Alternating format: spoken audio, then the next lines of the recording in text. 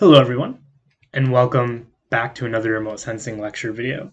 And in this video, I want to just briefly walk through the idea of cost associated with these things. Now, full disclosure, these are current as of August 2020. And so the prices of things obviously always change. But what I wanted is I want to just point out sort of in generic terms, the sorts of things you'll typically see with cost, and then just walk through how these costs typically scale. So I want to make two things clear. One, I'm talking about commercial grade satellites, so we're not including any of the free government data. And two, we're talking about these in terms of commercial applications, not education and educational discounts. So this would be if you were working on a commercial project, how much you would have to spend to get some imagery. And I've picked three sort of generic examples. I've removed the labels so that you can't go back and sort of criticize a particular sensor. So what we have here, we have three sort of typical setups. We have a sort of high-end, top-tier satellite sensor, which would give you high spatial resolution and moderately high multispectral resolution. We then have a sort of mid-tier satellite, which gives you moderate spatial resolution and 4 bands. So this would typically be red, green, blue, and NIR.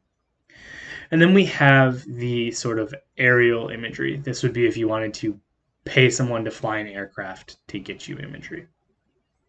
And you'll see here that we're talking about 30 centimeter. And so for the high tier satellites, typically what they'll do is they'll break it down and you'll have what's called new imagery, because again, satellites are always acquiring imagery, whether we want them to or not, right? We're getting imagery all across the globe on that revisit cycle. Right, so for satellite 1, this represents sort of the high-end satellite imagery, and you'll see they typically break it down into new imagery, which is imagery that's been collected within the last 90 days, and that's going to be typically more expensive.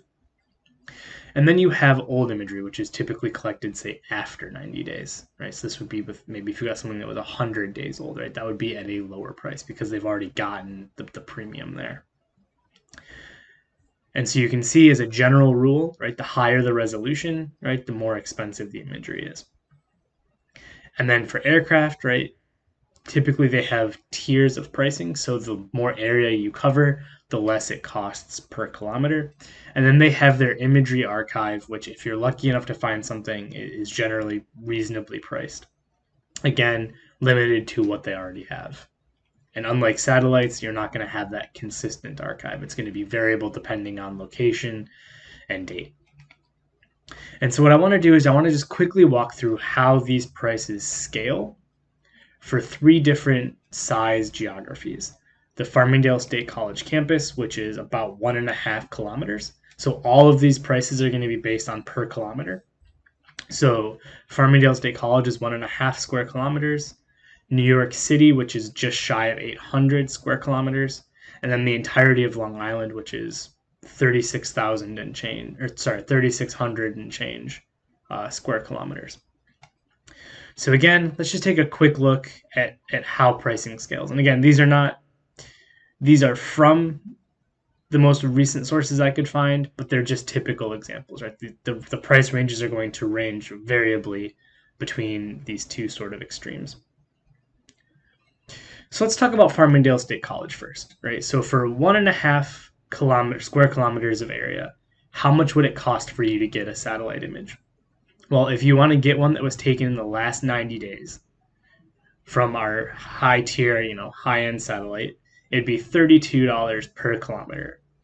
But most companies require a minimum purchase price, and this is to sort of keep them making money, and it just makes things easier for them. So you would have to require a minimum of 25 square kilometers. Right, so to get an image that includes Farmingdale State College campus, for new imagery, it would be $820. For old imagery, it would be $560. If you're willing to go with a slightly larger spatial resolution and a few less spectral bands, right, you can get a satellite for about $400. And then aerial imagery, this is where things start to get a little different. If you're lucky enough to find imagery in their archive, right, you'll see that it's actually fairly reasonably priced. You can get, an old or an archived image for about $350. So it's actually cheaper in this case than the satellites. And this largely has to do with the way that the minimum pricing works. But to fly new aerial imagery, so this would be if you wanted to get aerial imagery, say, next month, and you were paying them to do that, right? Because it's such a small area, again, you have this sort of minimum pricing. So 65 kilometers and a minimum of 100 kilometers. So you're talking $6,500, right? So $6,500 to get an aerial image of the college campus. So let's move up a size. And let's say we wanted to get the entirety of New York City.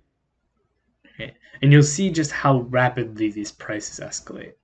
Right? To go from a half a kilometer, which required us to pay for 25, to pay for something that is just shy of 800 kilometers, right? For the satellites, you're talking somewhere between 18,000 and 26,000 for high-end satellite imagery.